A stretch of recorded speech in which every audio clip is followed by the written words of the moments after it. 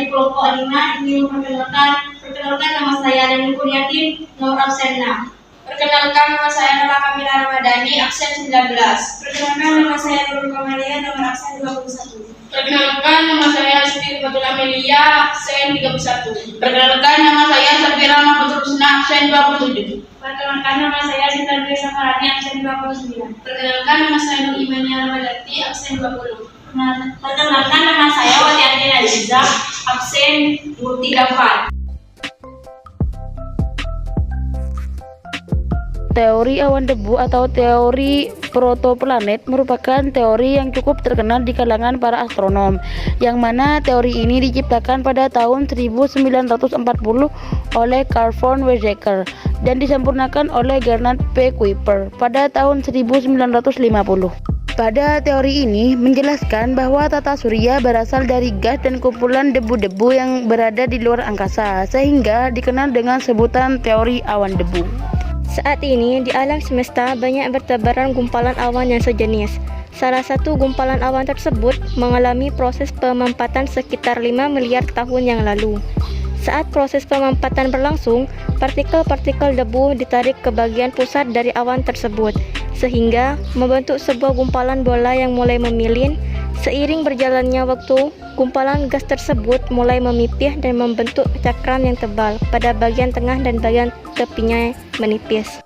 Di dalam teori awan debu ini juga menjelaskan bahwa pada bagian tengah, partikel-partikel tersebut saling menekan satu sama lainnya. Akibatnya timbul panas yang berubah menjadi pijar.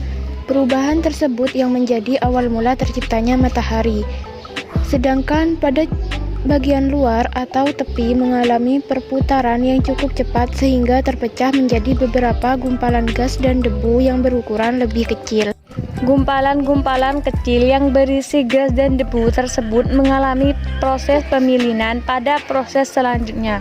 Gumpalan tersebut membeku dan menjadi planet-planet sehingga kesimpulan yang dikemukakan oleh Gerard menyatakan terbentuknya tata surya berasal dari awan debu yang terpilih. Ia juga menyatakan bahwa bahan utama membuat galaksi yaitu debu. Para ahli astronomi percaya jika awal mula terjadinya alam semesta berawal dari sebuah ledakan yang sangat besar atau lebih dikenal Big Bang. Ledakan ini terjadi sekitar 13,7 miliar tahun lalu. Hal tersebut dibuktikan dengan adanya gelombang mikrokosmik di angkasa dan juga beberapa meteoroid di angkasa. Awan debu berasal dari ledakan yang terdiri atas hidrogen.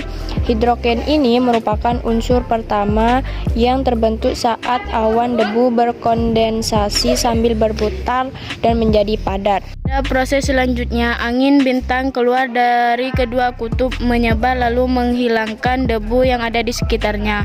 Awan debu sehingga tersisalah dukhan yang berbentuk piringan yang akhirnya berubah bentuk menjadi galaksi. Selanjutnya, gas dan bintang-bintang yang terbentuk tersebut mengisi bagian yang berada di dalam galaksi sehingga menghasilkan struktur lembaran dan rongga.